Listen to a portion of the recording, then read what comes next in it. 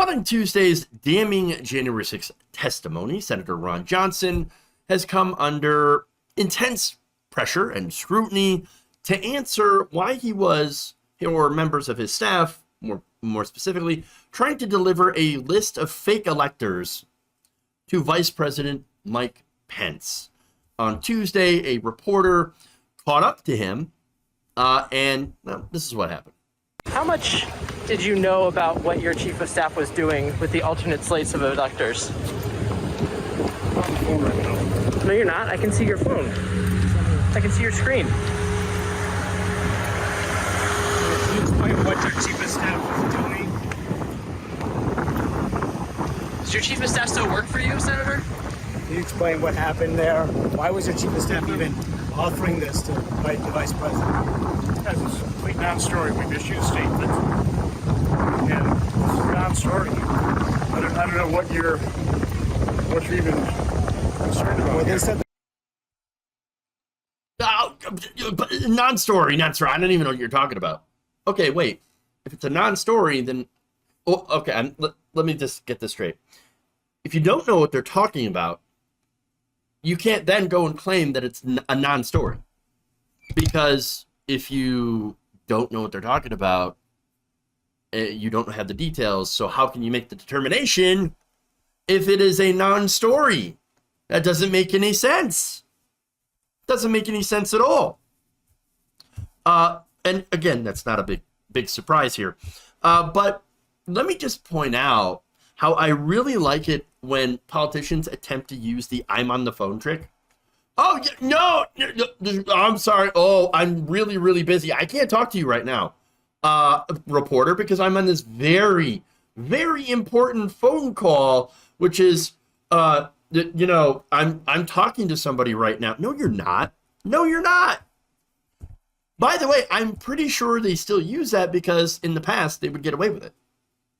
You know, when they had phones, the old style flip phones that you couldn't really tell, or even the old style cell phones where you couldn't really tell, didn't have much of a screen, or at least not that big of a screen. Now, of course, the screen is basically the entirety of the phone, just about. So I just love that trick. It's very, very fun, especially since they think they can get away with it, but really, no, they can't.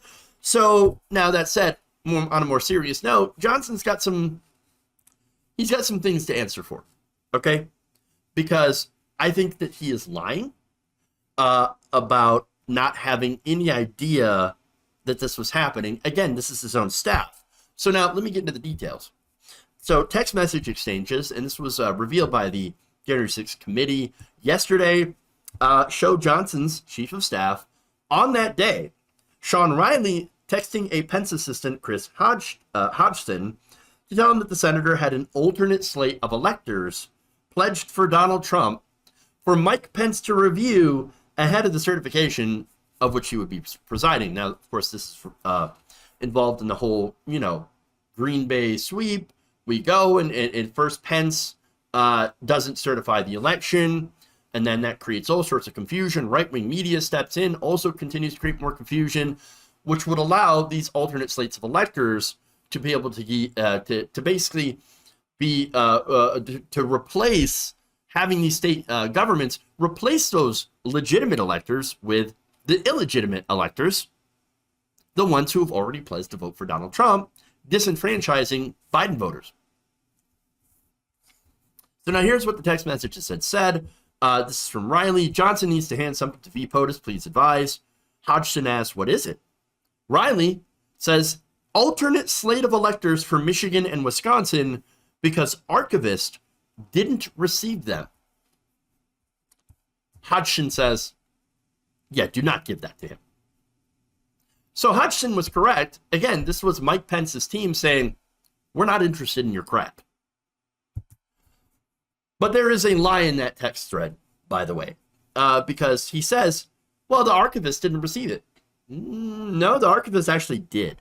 As Politico's Kyle Cheney points out, months ago, the committee revealed evidence that the fake elector documents from Michigan and Wisconsin were delivered and received by the National Archives well in advance of the joint congressional session. To which I say, oops. Uh-oh. That's a lie.